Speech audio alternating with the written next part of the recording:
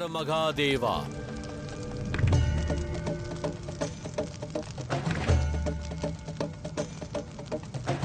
ஹர ஹர மகாதேவா.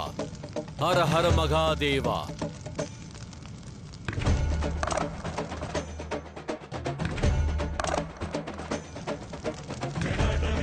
ஹர ஹர மகாதேவா.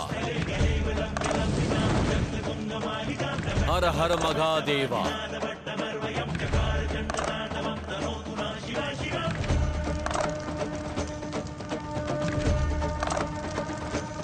ஹர ஹர மகாதேவா.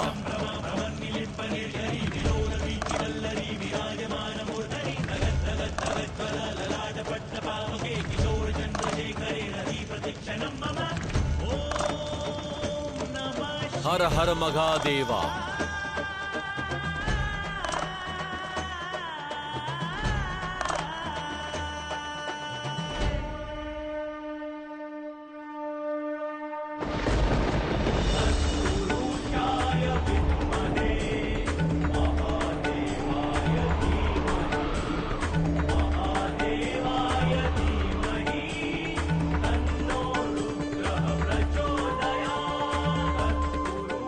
ஹர ஹர மகாதேவா. ஹர ஹர மகாதேவா. ஹர ஹர மகாதேவா. ஹர ஹர மகாதேவா. ஹர ஹர மகாதேவா. ஹர மகாதேவா. ஹர ஹர மகாதேவா. புரிந்துவிட்டது, தெளிவாக புரிந்துவிட்டது. உங்களது சிவன் உண்மையானவர் அல்ல, மாயைகளை புரியும் மந்திரக்காரர்.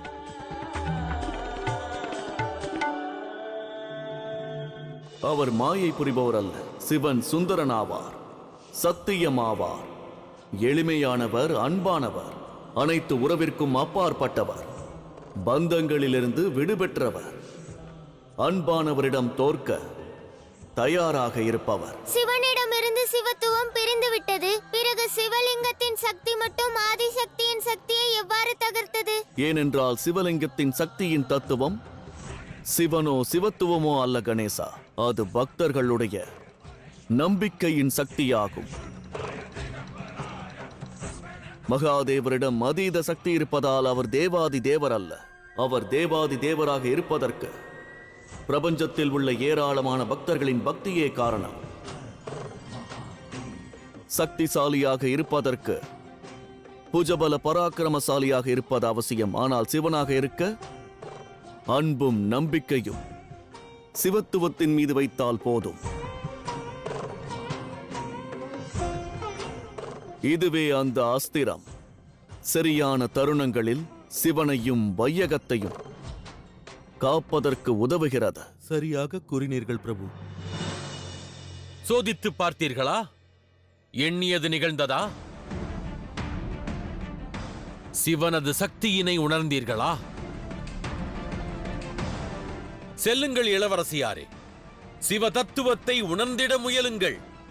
பலம் என்பது சக்தியில் இல்லை, சிவ பக்தியிலேயே உள்ளது. ஹர ஹர மகாதேவா. ஹர ஹர மகாதேவா. ஹர ஹர மகாதேவா. ஹர ஹர மகாதேவா. ஹர ஹர மகாதேவா. ஹர ஹர மகாதேவா. ஜெயகோஷத்தை கேட்டீர்களா?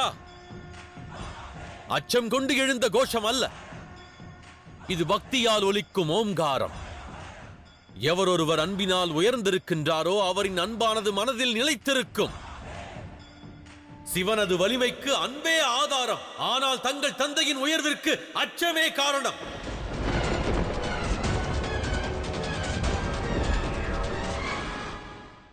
தாங்களே கூறுங்கள், இதில் உண்மை எது?